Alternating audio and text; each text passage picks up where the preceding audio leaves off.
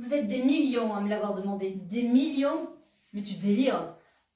Bon, d'accord, vous êtes nombreux à m'avoir demandé comment se passe une thérapie avec l'art-thérapie. Alors, de la première à la troisième séance, il y a l'anamnèse. Donc là, si je t'ai bien suivi, on est tous censés savoir ce que c'est une anamnèse.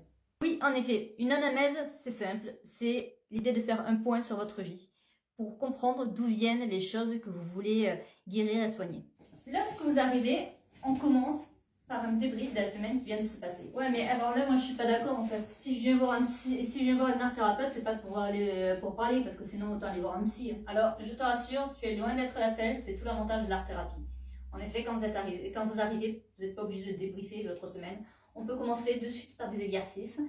Personnellement, je travaille avec de l'art plastique, c'est-à-dire dessin, peinture, sculpture, etc.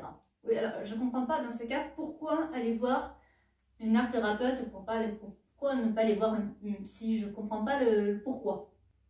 Alors, l'intérêt, c'est que l'art thérapie, c'est une approche un peu plus ludique, un peu plus douce, mais tout aussi efficace. Mais l'art thérapie, on peut le faire à la maison, non? Alors, je sais qu'il y a beaucoup de personnes qui vous vendent de l'art thérapie à travers des mandalas, du coloriage fait à la maison, etc. Bon, ce n'est pas de l'art thérapie, c'est de l'art.